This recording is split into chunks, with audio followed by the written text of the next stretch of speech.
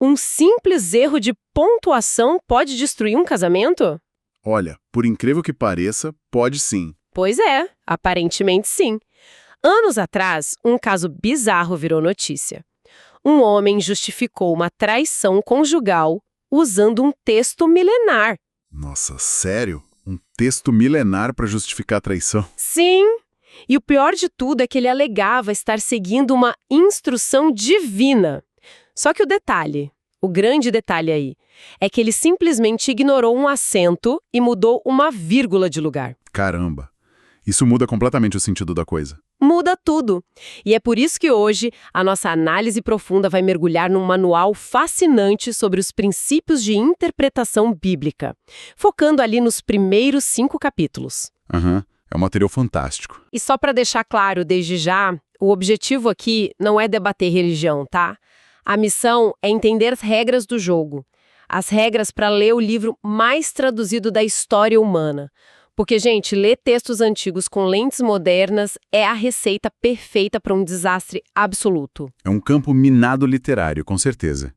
Qualquer pessoa que pega um documento com 2 ou 3 mil anos de idade precisa entender que ler e interpretar são, na verdade, a mesma coisa. Exato, não dá para separar. Não existe essa ideia de, eu apenas leio o que está escrito.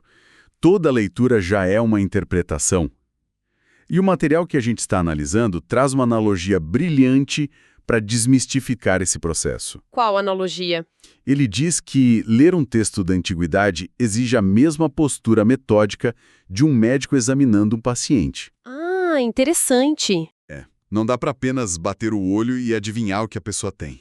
É preciso olhar bem para o rosto, depois examinar os pés e só então tentar sentir o pulso. Ok, vamos desempacotar isso. Começando pelo rosto desse paciente, então. Vamos lá. O rosto é a superfície, né? É a primeira coisa que a gente vê.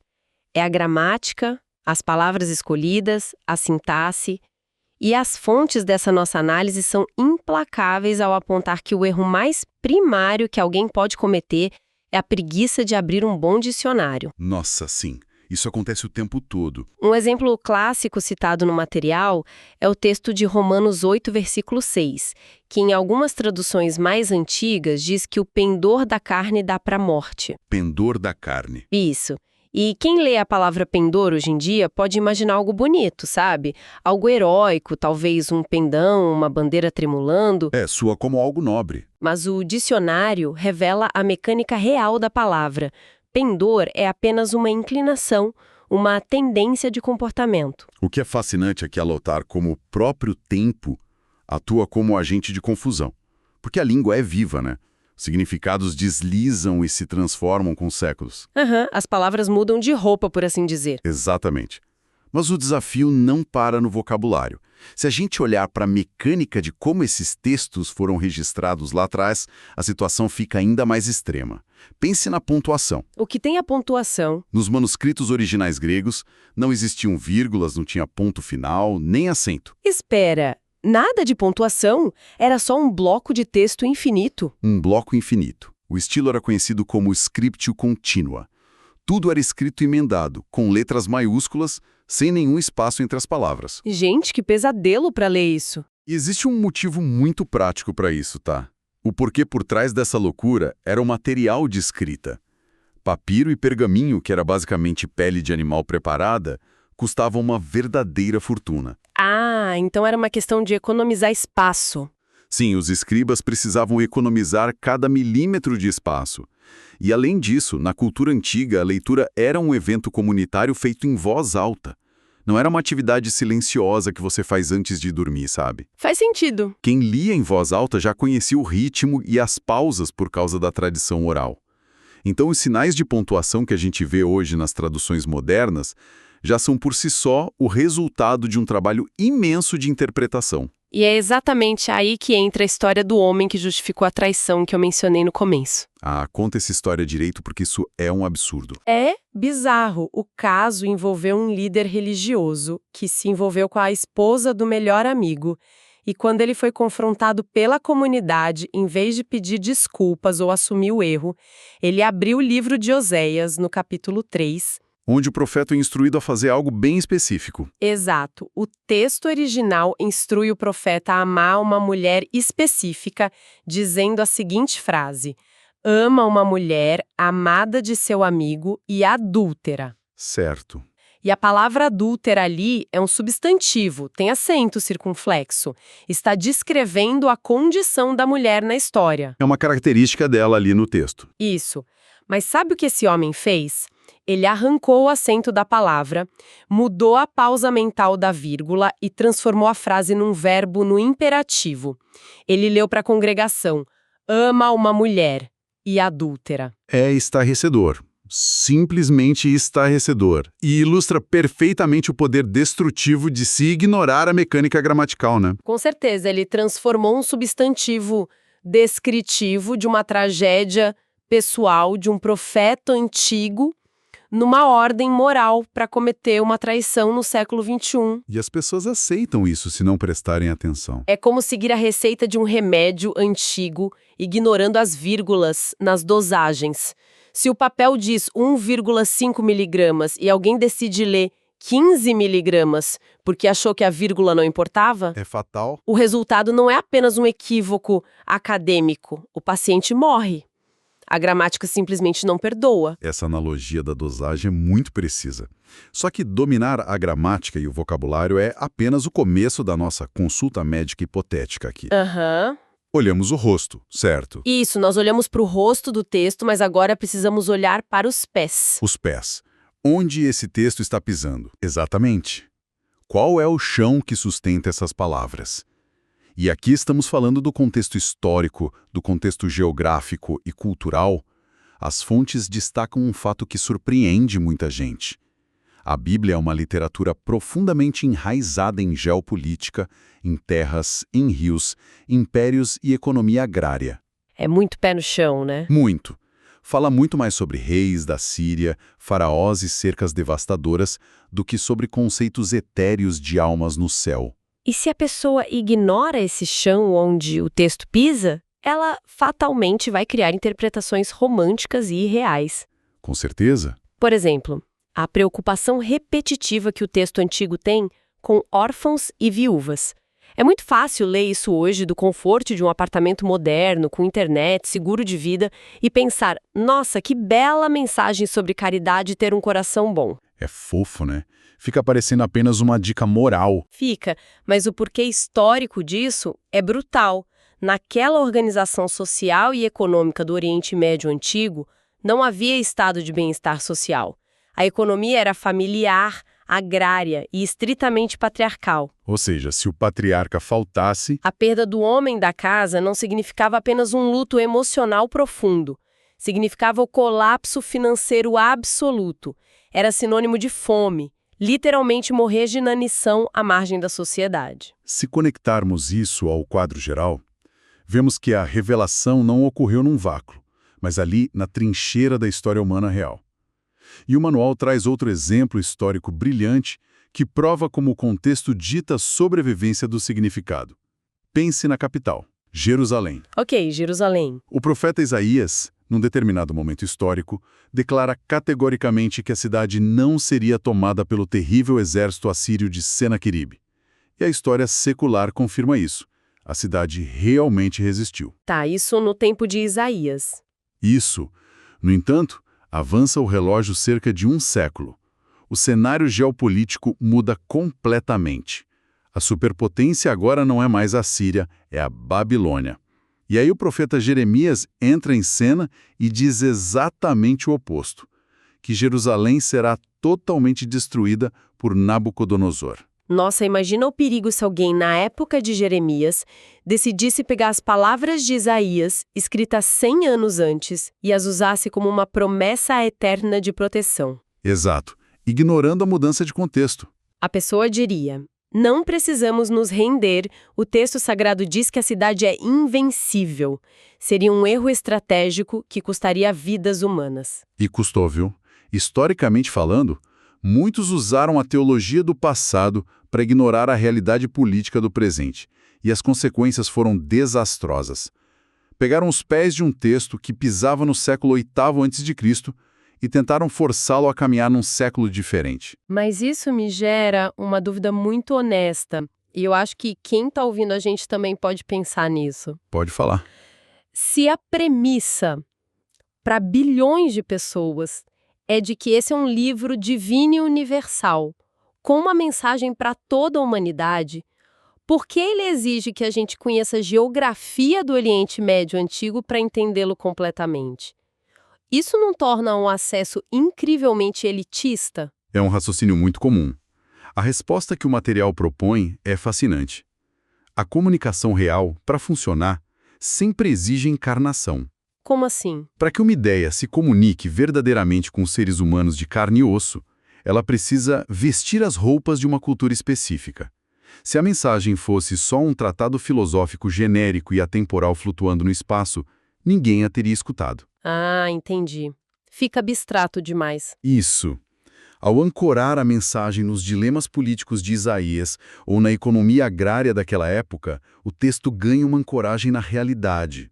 Então, entender a geografia e a história não afasta o leitor da mensagem universal.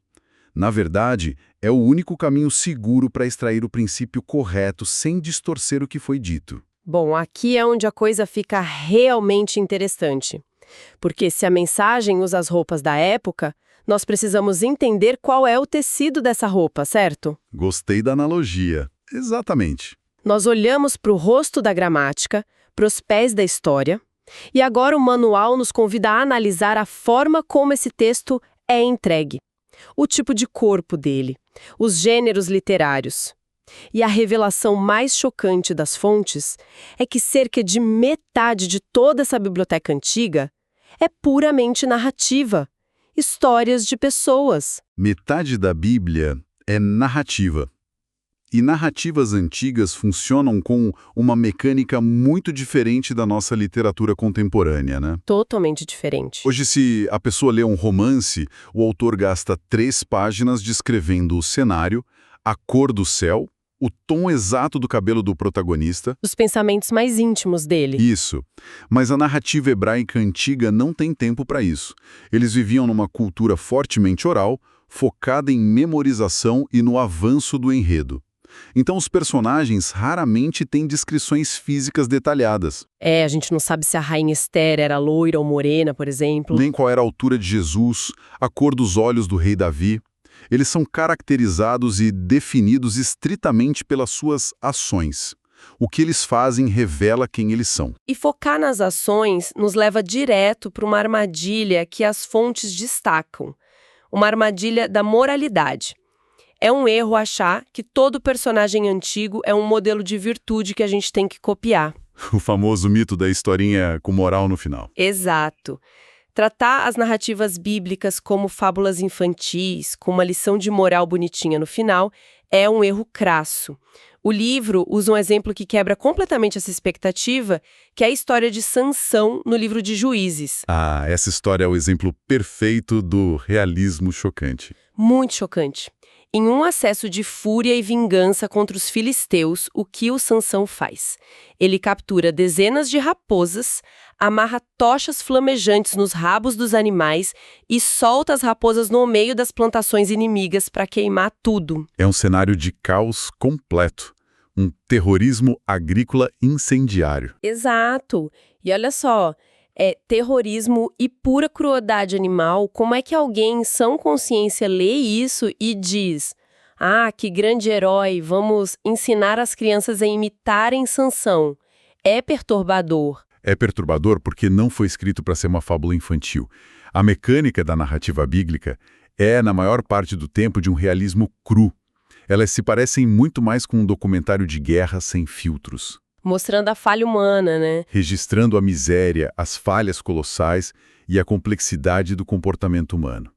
Ler o livro de Juízes esperando encontrar fábulas de Esopo, onde os animais falam e entregam uma lição de moral, é uma confusão total de categorias. O texto não está dizendo faça isso. Ele está dizendo foi isso que aconteceu numa época sombria. É uma distinção vital. Mas me diz uma coisa. Se a narrativa histórica exige esse choque de realidade, o que a gente faz quando a literatura abandona o relato literal e entra no terreno da poesia? Porque, sejamos francos, dizer, isso é só poesia, parece ser a desculpa número 1 para quem quer ignorar uma passagem desconfortável. Isso levanta uma questão importante, de verdade. Porque o manual nos mostra que se a gente lê poesia com a mesma régua da narrativa histórica, a gente cria monstros absurdos. A poesia hebraica antiga tem regras bem específicas como o paralelismo, enquanto nossa poesia clássica ocidental foca em rimar sons, tipo amor e dor, a poesia antiga rimava ideias. Rimar ideias? Como assim? Uma linha dizia algo e a linha seguinte repetia a mesma ideia, mas usando outras imagens só para fixar o conceito na mente de quem ouvia. Além disso, o uso de metáforas e símiles era muito forte. O exemplo que o material traz sobre a metáfora da raposa é perfeito para ilustrar isso dos mal-entendidos poéticos. Em Lucas 13, Jesus se refere ao rei Herodes chamando ele de aquela raposa. Certo. Hoje, na nossa cultura, se eu chamo alguém de raposa, eu estou dizendo que a pessoa é sagaz, astuta, um negociador inteligente. É um elogio quase. Quase um elogio. Mas o manual revela que, naquele ambiente ecológico e cultural do mundo bíblico, a raposa não significava nobreza ou esperteza. Era um animal carniceiro, oportunista, que comia lixo e destruía as vinhas pequenas. Ou seja, chamar o rei de raposa não era um elogio velado à inteligência dele. Era dizer que ele era um governante rasteiro, sem honra, um canalha. Um sujeito mau mesmo. a mecânica da metáfora depende da enciclopédia cultural de quem está escutando, né? E temos também os antropomorfismos e eufemismos. O que são antropomorfismos? Para quem não está familiarizado. É quando um poema descreve o braço forte de Deus ou a boca de Deus. Não está fazendo uma descrição anatômica literal de que Deus tem um braço físico. E quando a narrativa usa eufemismos, tipo a expressão descobrir a nudez, em vez de falar diretamente em relação sexual, está apenas usando a etiqueta verbal daquela época. Mas eu bato na mesma tecla. Quando a gente afirma que algo é apenas poesia ou apenas uma metáfora, isso não diminui a seriedade ou a verdade do texto. Não parece que torna a coisa menos real. Muito pelo contrário. O objetivo da poesia nunca foi fugir da verdade, mas atingir essa verdade numa profundidade que a prosa simples às vezes não alcança. A verdade expressa de forma poética não é menos verdadeira. Entendi. Ela apenas usa a imagem para facilitar a memorização e atingir a emoção. Quando a mensagem diz que os discípulos devem ser o sal da terra, a química literal do sal não importa. O cloreto de sódio não é o ponto. Exato. O que importa é a função do sal no mundo antigo. Preservar a carne da podridão e dar sabor. A verdade comportamental contida ali é de um realismo prático gigantesco, só que entregue numa cápsula poética. Cápsulas poéticas que nos levam direto para o gênero literário que talvez seja o que mais gera sensacionalismo hoje em dia: a profecia. Ixi, esse aí é complicado. Se tem algo que enche a internet de teorias da conspiração e quadros cheios de linhas vermelhas conectando notícias de jornal, é a leitura de profetas antigos. É preciso corrigir essa visão popular de que os profetas eram apenas videntes com uma bola de cristal tentando adivinhar o futuro distante. É exatamente o que o texto combate veementemente. O porquê de a profecia existir está na própria palavra hebraica para profeta, que é Nabi. E o que significa Nabi? Significa essencialmente porta-voz. O profeta antigo não era primariamente um previsor do futuro, mas alguém que falava para as pessoas do seu próprio tempo. Eles eram a consciência moral e social do presente deles. A curiosidade que o livro menciona sobre o profeta Amós é impagável e ilustra isso com perfeição. Amós não estava decodificando códigos nucleares do futuro. Ele olhou para as mulheres extremamente ricas de sua época, que exploravam o trabalho dos pobres para sustentar uma vida de luxo, e as chamou publicamente de vacas de Bazã. Bazã era uma região famosa por ter a melhor pastagem e o gado mais gordo, né? Isso, era a pecuária de elite. Então, chamar aquelas pessoas de vacas de Bazã era um insulto social afiadíssimo para criticar a exploração. É uma denúncia muito forte. É ativismo social em sua forma mais pura. A gente perde totalmente a riqueza e o impacto do texto quando arranca ele lá de trás e tenta transformar num quebra-cabeças esotérico sobre o fim do mundo, ignorando o impacto social que a mensagem tinha na época. E é vital entender essa ancoragem no presente do profeta. Contudo, o manual também explica a mecânica do que chamam de múltiplos cumprimentos da profecia. Como funciona isso? A mensagem profética não é uma flecha de ponta única. Pegue a profecia de Isaías capítulo 2, que desenha uma era de paz onde espadas seriam derretidas e transformadas em lâminas de arados. Uma imagem clássica de paz. Sim. Mas a mecânica interpretativa saudável não joga isso apenas para um milênio futuro distante e invisível. A interpretação entende que essa paz foi inaugurada com o nascimento do Cristo. Ela continua se espalhando hoje na pregação da paz através das pessoas e tem a expectativa de culminar no futuro. Tem múltiplos cumprimentos. Entendi, é como um efeito cascata. E isso nos leva à etapa final do nosso exame médico do texto. O pulso. Exato. Nós diagnosticamos a gramática no rosto, a história e a geografia nos pés, entendemos o tipo de corpo, ou seja, o gênero literário, e agora precisamos sentir o pulso. Qual é o batimento cardíaco da mensagem? O pulso é a divisão pragmática, o coração teológico da comunicação. O manual divide toda a literatura bíblica em dois grandes fluxos operacionais, que são a lei e o evangelho. Lei e evangelho. Isso. A lei é o princípio teológico do que é exigido do ser humano. São os mandamentos diretos, a condenação do erro, as críticas sociais cortantes de Amós. A mecânica da lei é mostrar onde a estrutura está fraturada. E o evangelho, por contraste, é o quê? Evangelho é o anúncio do que Deus fez. É a promessa, é o perdão, o resgate. O exemplo usado pelas fontes traz o versículo famoso de João 3,16. É perfeito para elucidar isso. A declaração de que todo o que crê não pereça, mas tenha a vida eterna. A palavra perecer ali é a possibilidade real de colher as consequências do erro. É o peso da lei agindo. É o diagnóstico terminal, digamos assim. Mas o fato de que Deus amou o mundo e garantiu a vida eterna como um resgate, esse é o batimento do Evangelho. É a cura. Isso é o que garante que a leitura não seja apenas um exercício acadêmico estéril. A leitura só está completa quando se aplica o texto à vida moderna. A gente disseca os verbos e a economia agrária para poder fazer a grande pergunta: como Jeremias falaria se estivesse na porta das igrejas de hoje? Qual seria a Babilônia moderna que ele atacaria? Então, o que tudo isso significa no final das contas? Significa que ler as fontes originais com respeito é uma baita jornada.